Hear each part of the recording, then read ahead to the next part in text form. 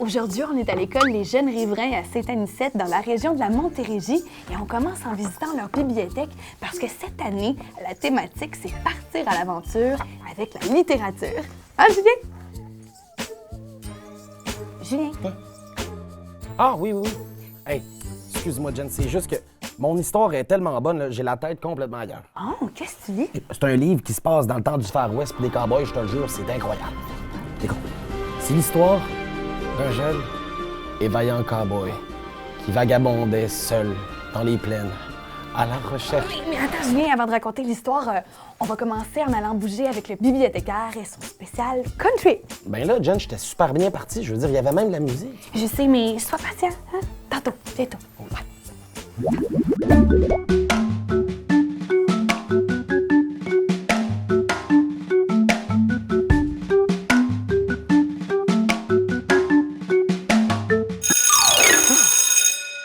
L'école est terminée, Xavier.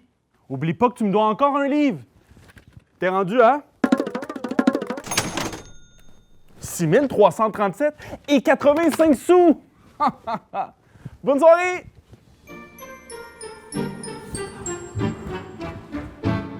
On est enfin seul.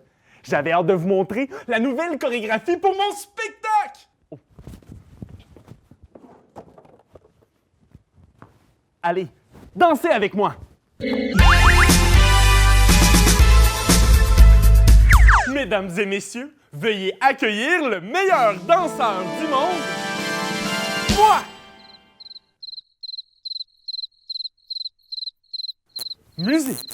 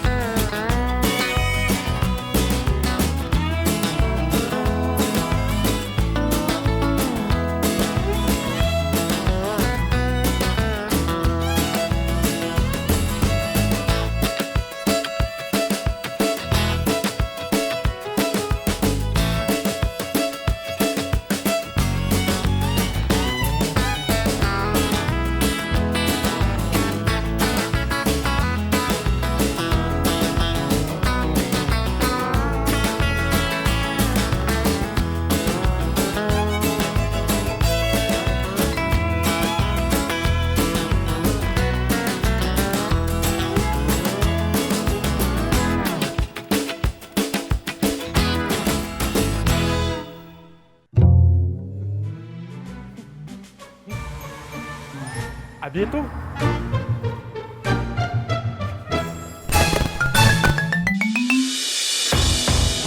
Il était une fois dans l'ouest du Québec l'histoire d'un jeune et vaillant cow-boy nommé Giuliano. Giuliano était le chef d'un groupe de jeunes courageux qui n'avaient pas peur de l'action et de faire bouger les autres. Il y avait Alexis le futé, Liliane la chanceuse,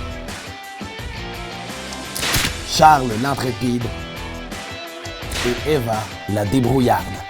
Ils étaient 5 et ils étaient les 5 gardiens de Riverains.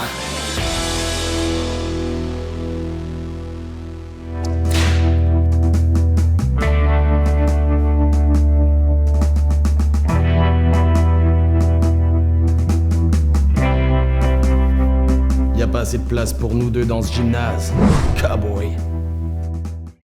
Et c'est maintenant le temps de l'entraînement du cowboy. Alors, tout premièrement, un cowboy ou une cowgirl, ça a des réflexes d'acier. Et c'est ce qu'on va pratiquer, nos réflexes. Alors, tout premièrement, on va commencer à jogger. Ainsi, vous pouvez le faire avec nous.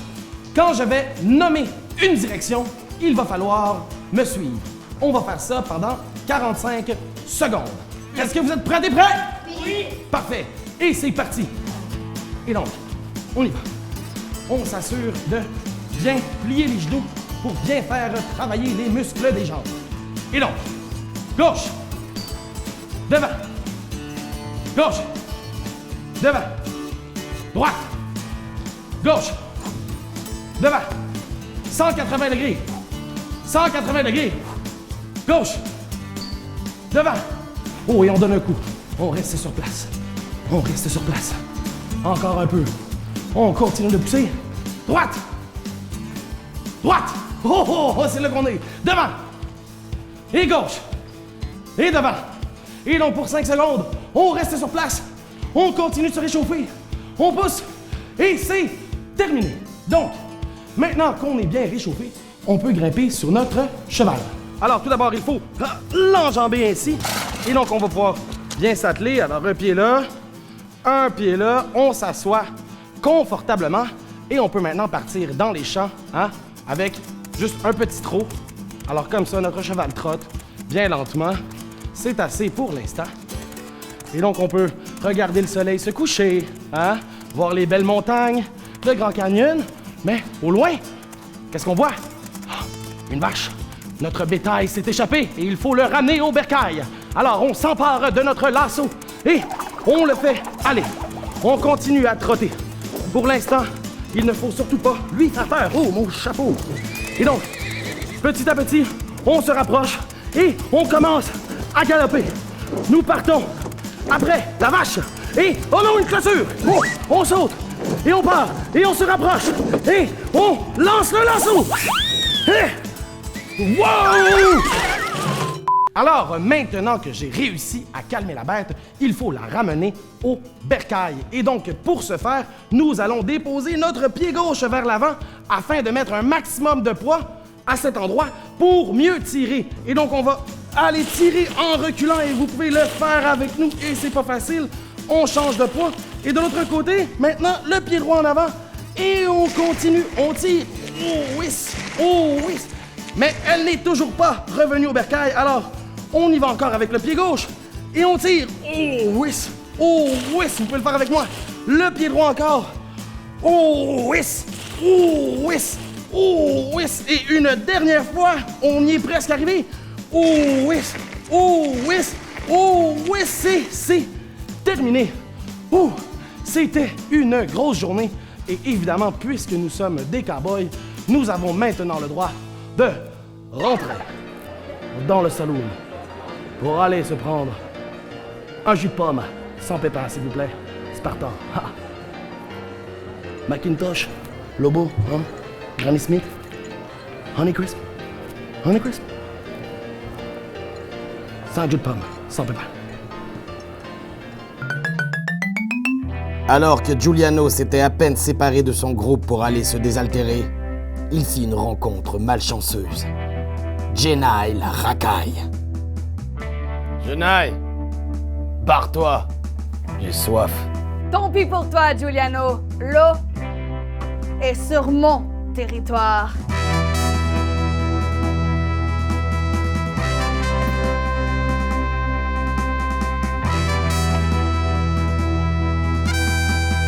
Puisque le duel de regard entre Giuliano et Jenai s'éternisait, Julien, le narrateur et l'animateur de Force 4, décida simplement d'enchaîner avec un « Savais-tu que ».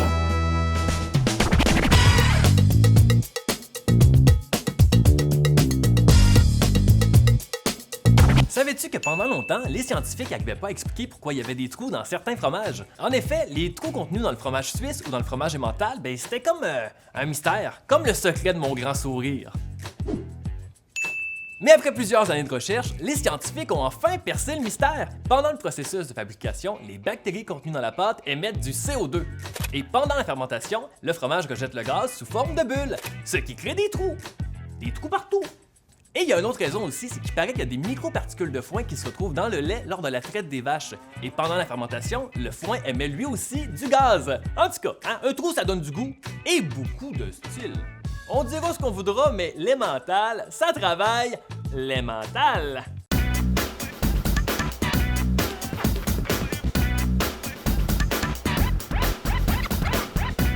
Savais-tu qu'avant que les voitures soient inventées, le principal moyen de transport de l'être humain était le cheval? C'est impressionnant de savoir qu'un cheval peut courir jusqu'à 45 km/h. Puis ça, là, c'est pas mal plus rapide que nous tous ici à vélo. Est-ce que ça te dit qu'on aille faire de l'équitation?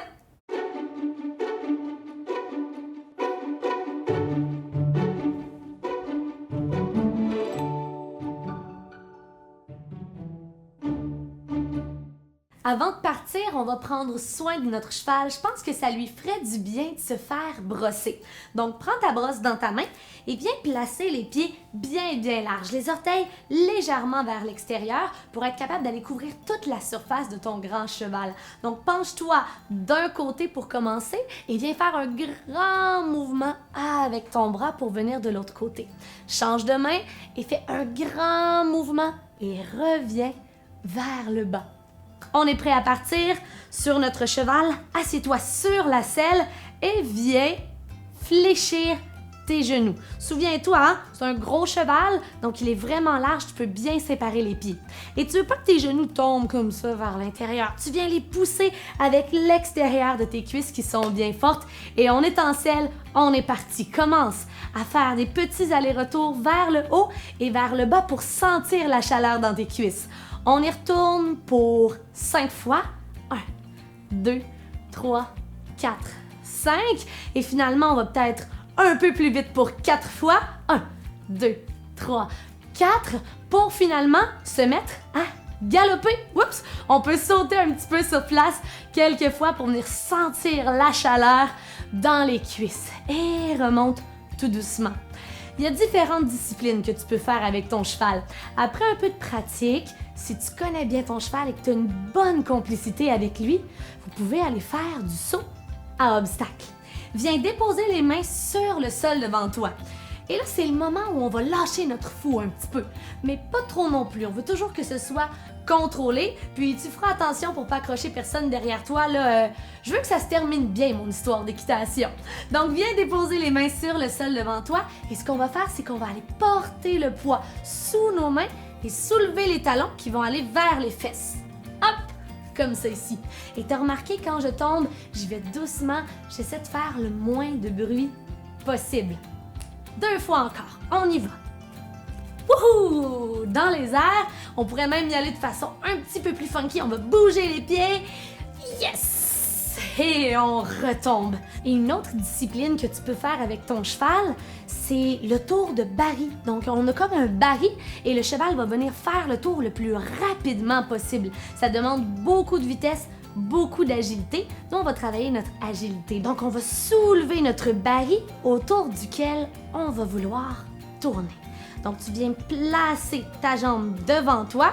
Tu vas venir ouvrir le bras du même côté que ta jambe et venir faire le tour de ton baril pour attraper l'intérieur du genou et pousser vers l'extérieur. Regardez dans le sens inverse. On revient, on finit notre tour et dépose le pied au sol. De l'autre côté, soulève ton baril. Prends le temps de trouver ton équilibre avant de bouger, ça va te faciliter la tâche. Ensuite, viens ouvrir le même côté que celui de ta jambe. Viens faire le tour, pousse le genou vers l'extérieur pour regarder dans le sens inverse. Ouvre ton bras, tiens l'équilibre tant que tu le peux et reviens vers le centre en contrôle. Le pied est sur le sol. Et savais-tu que les chevaux dorment debout? C'est plus sécuritaire pour eux en nature. Viens essayer de dormir debout toi aussi. Place les pieds à la largeur des hanches, les mains à la poitrine, les pouces qui te touchent et viens fermer les yeux. Respire. Ralentis, approfondis ton souffle. Et à la fin de cette respiration-là, tu peux ouvrir les yeux. Ouais, j'avoue que pour les chevaux, c'est peut-être une bonne façon de faire, mais pour nous, C'est pas super confortable, hein, pour dormir? Alors que Giuliano décidait de poursuivre son aventure et de tracer son propre chemin, il n'a pu s'empêcher de jeter un dernier regard derrière lui. Son principal regret n'était pas d'avoir quitté sa bande de cowboys et de cowgirls, les 5 gardiens de riverains, mais bien la famille qu'il avait trouvée en eux. Pour une raison inconnue, Giuliano avait choisi de quitter silencieusement sur un chemin de terre. Peut-être pour essayer d'être cool, une dernière fois. Qui sait?